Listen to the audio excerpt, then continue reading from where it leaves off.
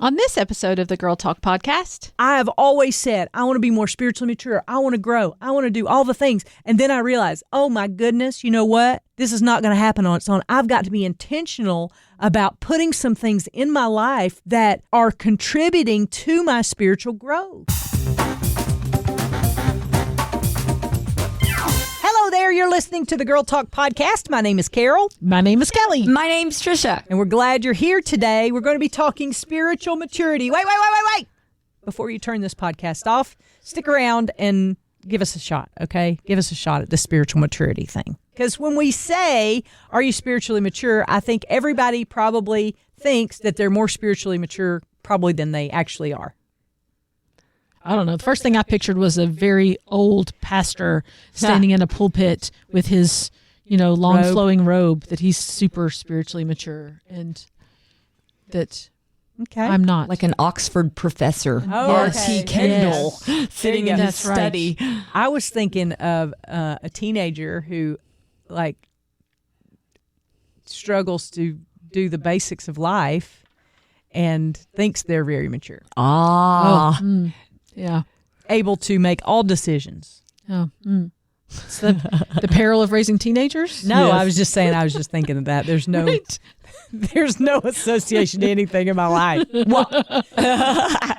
I think what you're hitting on is I don't think we have a clue where we are spiritually mature. Right, I mean, right. I think it would be hard to assess that. Yes. Is there a test you take? Yeah. Or, Right, is Am I a C student? Enneagram? Can Yeah. you figure it out? Because we like to do all those kinds of things. We like to see where we are spiritually. And I don't think spiritual maturity, I talk about the, old white pastor that with the long white hair, that I don't think that he is the knowledgeable one. It's not about, spiritual maturity is not about knowledge.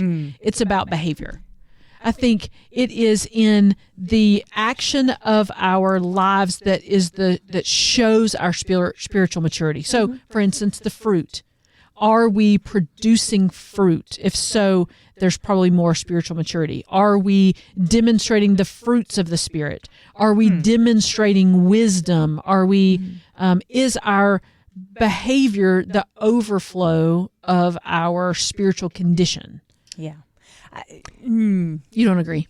I can see it in your face. I don't know. Well, it's not that I disagree. I think we have to be careful, because I think the church has had people who behave the right way who are not spiritually mature. Yeah.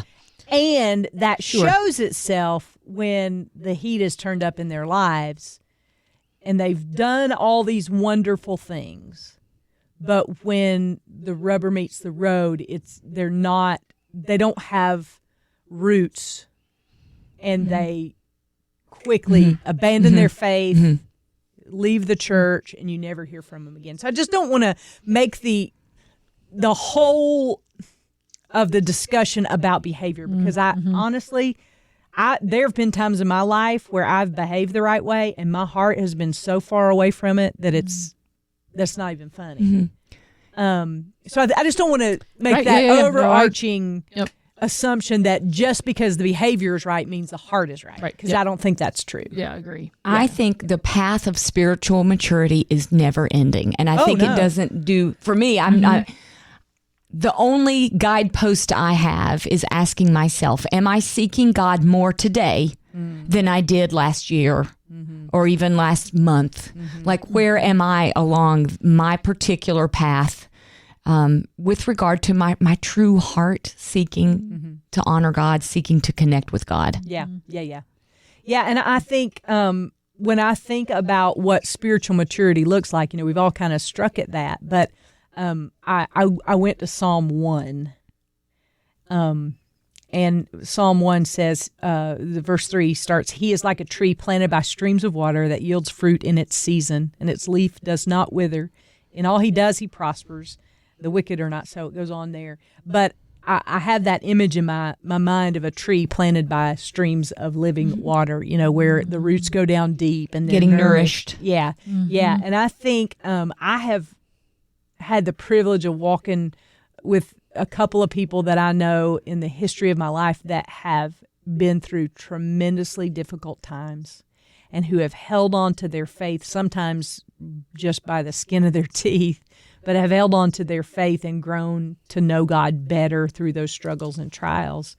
And I see a maturity in them that I want to not necessarily emulate, but I want to grow from knowing them and being able to But it's not been, and this is a place for discussion. It's not been without great heartache that they've gotten there. You know what I'm saying? Yeah, absolutely. You know, you're making me think of a truth that connects to a spiritual maturity, and it's the same understanding of building muscle in your body. You cannot build muscle in your body without resistance. Resistance is what breaks down the muscle for it to then grow stronger. And the same is true in our spiritual lives. When we run up against resistance and we realize our need for God to get through it and then to help us grow stronger, that's how it happens. I don't think growth happens without resistance. So true. So true. I, also look to Hebrews 5, where it says solid food is for the mature. We think about raising kids and having babies, and they can't eat solid food when they're first born. And they have to grow into that. And we think about that. And then Ephesians 4 talks about we may no longer be children tossed to and fro. Right. You think about life and how it tosses us, and we have to hold on to our faith. I think it's a growth process. You're right. It never does end until we see Jesus face to face. But I want us to kind of think about, because I think we can talk spiritual maturity all day long. And this is something that's kind of come to me kind of in the back door of my life recently. Y'all know me. I'm a creative. And so structure is not my thing. But I actually, in the last, 5 years or so, have been on this journey where I read this book and the guy basically said, creatives always say they don't need any structure, but actually the opposite is true. The more structure a creative has, the more free they feel to create. And I was like, And so I've been testing that strategy throughout my life. And where I want to go with that is this, is that the structure doesn't happen automatically.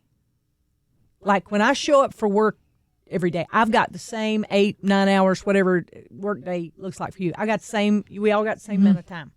It looks totally different, right? Because each of us have different job responsibilities. Well, if I come in with, I'm just going to see what happens starting at 8 o'clock. We all know how those days go. You get pulled into meetings that you have no business being in. You have to be intentional about how you spend your time. And so I've been on this journey to kind of build in things that will help me be more creative. The reason I'm sharing that with you is because spiritually, I've realized I have always said, I want to be more spiritually mature. I want to grow. I want to do all the things. And then I realized, oh my goodness, you know what? This is not going to happen on its own. I've got to be intentional about putting some things in my life, putting some things in place that are contributing to my spiritual growth. And it's not playing Candy Crush. Right, yeah. Like when back in the heyday, when that was the big game, everybody played Candy Crush. I would look at how much time I spent playing Candy Crush, and I'm like, I can no longer say that I don't have time to read my Bible because I spent 48 minutes yesterday playing Candy Crush. Well, and along those lines, isn't part of spiritual maturity growing to look like Jesus? And that's part of what we're wanting to do. And what did Jesus do? I mean, first of all, he didn't play Candy Crush. Second of all, he might have if he had. I don't know. Good question. He'd have been good at it. Manna Crush.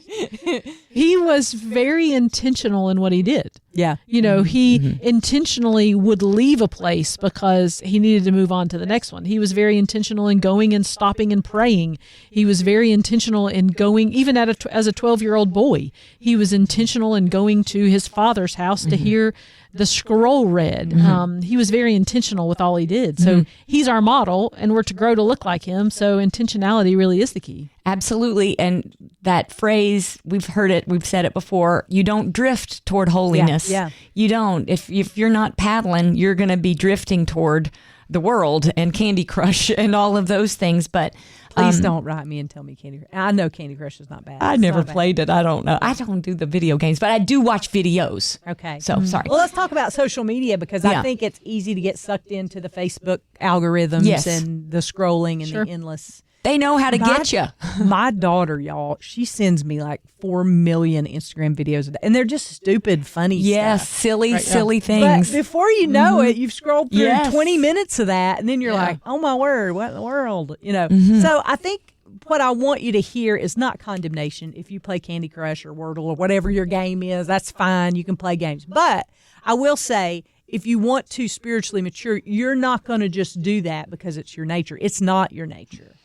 You know, we still have this sinful nature that wants to feed the flesh, which entertainment and those things aren't bad, but they are feeding the flesh. Yeah. And they're not building into you spiritually. And I mean, I'm just going to go right here and say this because, you know, because you can. There ain't nobody who's going to stop me, at least right now. But a lot of times when we sit in front of the television and just binge watch programs, they're not the kind of stuff that is building into us spiritually. And B, that's not a good way to spend your time, especially if you are hungry, angry, lonely, or tired. We've all been through that. And the feeding of the flesh when I am hungry, angry, lonely, or tired never ends well, y'all. Yeah. I'm just going to say, and maybe you're different, maybe you can handle it, but I have noticed, like, that has got to be something that I got to put a stop to because that begins to form our worldview. Yeah. That is how issues are pressed onto us through programming that we allow into our homes. And that's the message our children, I mean, it all kind of works together. So what is it you're spending? And I am just as guilty about watching college football on Saturdays. I can sit down and watch college football all stinking day long. Same thing with basketball. I can watch it all day long. Is that a bad thing? No. But what am I doing to invest in myself spiritually? If I say I want to grow spiritually but have not built things in to invest into my spiritual life, then I don't really want to grow spiritually. That's where the problem is. Yeah. I think one of the other tools is to put down the technology. For me, I do not like reading my Bible on my phone. If I want to actually, or devotionals, I want to hold a book. I want to hold a devotional. I want to hold the Bible because there's no other distractions. If I open that phone and I go to read a devotional on my phone, I'm going to first go to Facebook or I'm going to first go and, check emails. Yeah, do something that's not going to actually ever get me there. And it's just going to be a distraction. 15 minutes later, I go, oh, I've got 5 minutes for the Lord. I guess I need to, open that box, Bible app. Whereas if I sit down with my actual Bible, it's a game changer for me. Yeah. Good. And that's different for everybody. You might be able to, silence all your notifications and be able to do that just fine. And for convenience, sometimes I do read the Bible on my phone just because I have it with me more so than not. But you got to find what works for you and what distracts you too. I think it's equally as important to know what distracts you because, and y'all, I've said this before, but it's so totally true. If I put my phone on grayscale, if I turn the color off and just do black and white, I do not pick up my phone as much. You see a sharp decline in my screen time. I know that sounds really stupid and simple, but here's what I'll tell you, it works for me. And so if I spend less time looking at my phone, that's a win. Yeah. I think one of the other things we can do for spiritual maturity is to make sure we are active in a body of Christ. If we are active in the church, if we have another group of believers, Titus 2 says older women are to pour into younger women to teach them how to be better believers. As older women, we're supposed to pour into the younger women. We are to have older women pour into us. That's how we grow spiritually in addition to letting the Lord do the work. And so if we are wanting to grow spiritually and be more spiritually mature, we need to have models and role models around us who are spiritually mature. Yep. Okay, I got to ask. Okay. I got to stop the presses and ask this because we've talked about this before, the need for the accountability, the need for being poured into or pouring into. I personally struggle to figure out how to do that. And I wondered if you guys might talk about how you do that, because I think there are other people like me who don't know how to find an accountability partner or to find a woman to pour into me or someone for me to pour into if I have anything to pour. Yeah. But how do you do it? I mean, I will say it started for me with my church offered a women's Bible study, and I started there. Okay. So I started going to women's Bible study. When you do that, just by being in a larger group, you kind of connect with more people on some level than you do with others. Okay. That led me to join a life group at our church. Okay. Okay, life group is a smaller group of people that may or may not be. I've been in intergenerational life groups. Is that what you call it? Multi-generational. Yeah, that's what I'm looking for. Multi-generational life groups, people of all ages. I've been in married life groups when I was married. I've been in single life groups. I've been in all different kinds. And there are naturally people that you're going to gravitate towards because your personalities mesh. You know, they're going to be some of those natural things to happen. But that started me on a journey where I went from that Bible study. I started memorizing scripture. We memorized the first chapter of James in that Bible study. And then I went on to joining a life group, which is more doing life together, not just doing a Bible study, but after the 6 weeks or whatever's over, you continue with these same people and develop deeper relationships. And from there, I developed one of my closest friends that I have to this day. And I also felt like God wanted me to lead a small group, life group. And so I started doing that. So it was progression. It was one of those over quite a while. Over time. I'm going to say over the last 15 years. Yeah. Okay. Yeah. Okay. And I would say for me, it started, I joined the choir at church. And I just stood after choir and started yapping with some of the older ladies in our church because yapping is what I do best. And so we just sat there, and I found one I really liked. She was the one with the big smile. And I started talking with her, and we just kept walking to the car, and we talked further, and then we didn't want to talk. We didn't want to leave the conversation. Yeah. And then we just developed a friendship. And you could do that. You don't have to join the choir. You could do that by joining the mission team, or, you know, something that's a regular group of people that you're going to see on a regular basis. And then just find an older, more spiritually wise woman that you can look at and go, you know, I want to get to know her better. And then see what the Lord does with it. I don't think it has to be a formal program. Yeah. It doesn't have to be necessarily a, hey, would you pour into me spiritually? It's just finding somebody that you can look at and go, I think she's spiritually wise. She seems to have it all together. The fruit of her life is spiritual fruit. She's demonstrating the fruits of the Spirit. She seems to be wise. She seems to have spiritual, she just seems to be spiritually mature. Yeah. So I want to get to know her better. So in both of those cases, you guys are talking about taking a step. And I know that's the thing that stopped me, is not taking the step to put myself into a ministry or a group, a Bible study or something. So yeah. And I will say this, it doesn't always have to be in a formal church setting. I know some of the best conversations and people that I feel like I have poured into who I ended up in a more formal spiritual relationship with, whereas we went to a Bible study together or something like that, is a lot of times when I was at my kids' functions, it was the same parents showing up at the same place. Church functions or regular functions? Dance, okay. or band or all those things. Okay. I would see the same people showing up, and we, developed friendships based on that. Hey, your kid plays the tuba, and those kinds of things. And you just start talking to people. It's amazing the things that'll come up in conversation when you just take the time to listen to people. And you don't necessarily have to share the Roman road or, the 4 spiritual laws, anything like that. But if people confide in you and tell you things, you have an opportunity to speak into them spiritually. And they will come to you after that. They've developed that relationship. When they see that in you, they will come to you and say, hey, I'm struggling with this. Can you pray for me? People will ask for prayer that don't have any spiritual, when they get in a crisis, they'll ask for prayer when they don't have any spiritual, even affiliation. They're willing to ask for prayer. And that's because most people are more open to talk about God when they're in some sort of crisis. And that's when God provides us the opportunity to step in and say, I don't know how this is going to work out, but I'll pray for you, and I want you to know this. truth about God, but he loves you and wants what's best for you, you know. So I don't think it necessarily has to be in a church. I think a church is an easier place for a believer to get plugged in.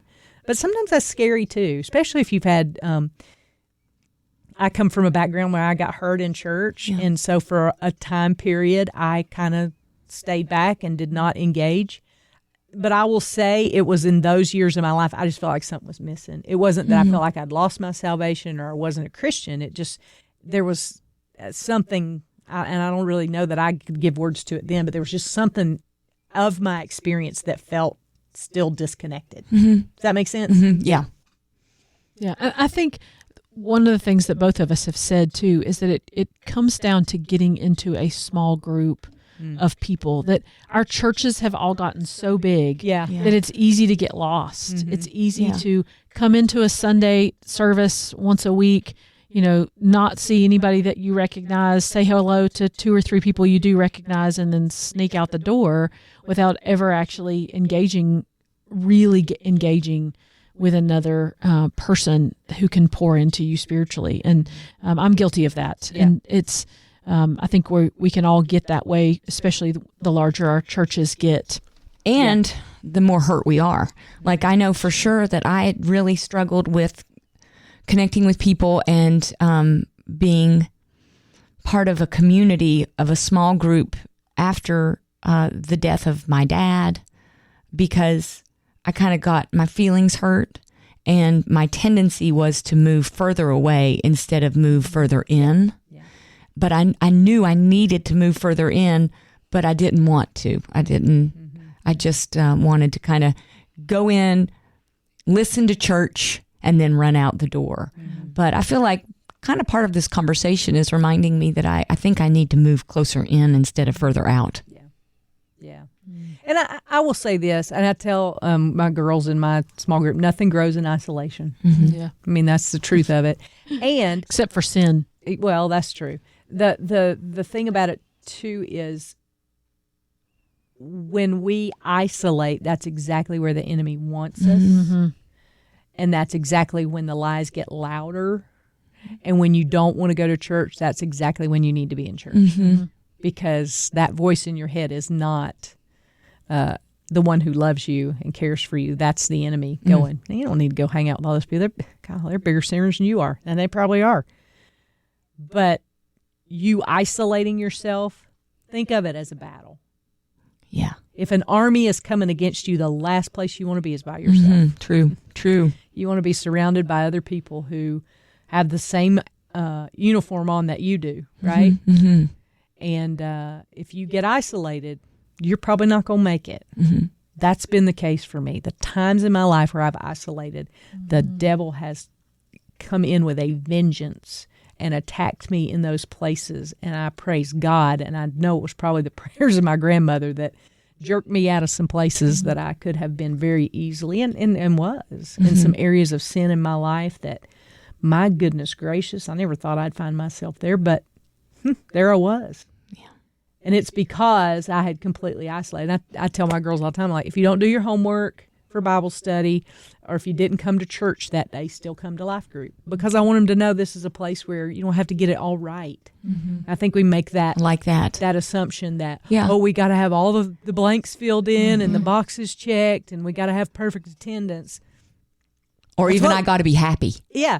That's what Life Group's all about. Yeah. Some of our best Life Group times together now is when somebody's really struggling and they're honest enough to raise their hand and say, hey, can y'all pray for me? Those are some of the best Life Groups. When we don't even get to the lesson.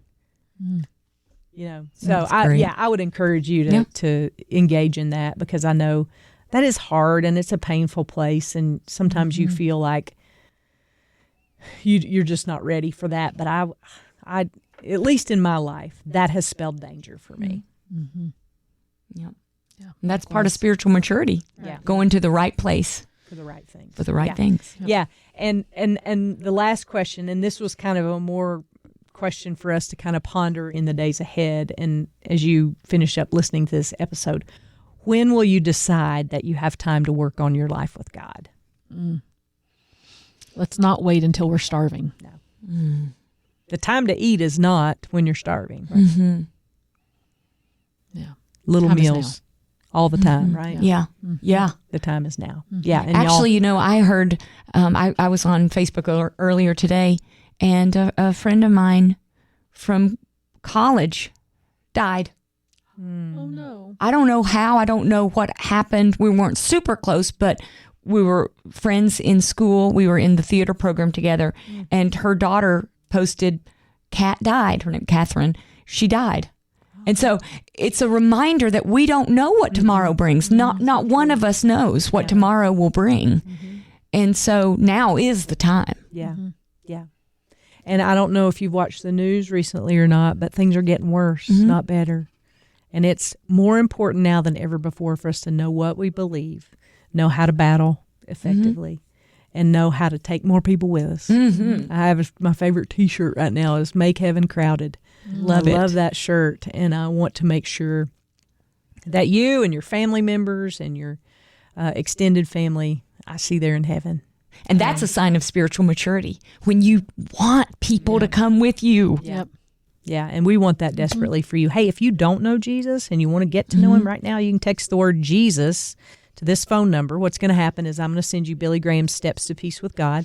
Nobody's going to reach out to you, show up on your porch, none of that. You'll just get a simple way that you can start taking steps towards God right now. So just text the word Jesus, that's it, nothing else, to 800-293-1069. Just the word Jesus to 800-293-1069. I'll be glad to send that to you. And then email us and let us know if you took that first step in your relationship with God today. That would thrill us to death. We're going to be praying for you. We'd love to hear from you. girltalk@thelightfm.org is our email address if you want to get in touch. Get in touch on the Facebook pages. We'd love to hear from you. And thanks again for being here today. We always love it when you show up. And we're going to be saving you a seat next time we gather around these microphones for the next Girl Talk podcast.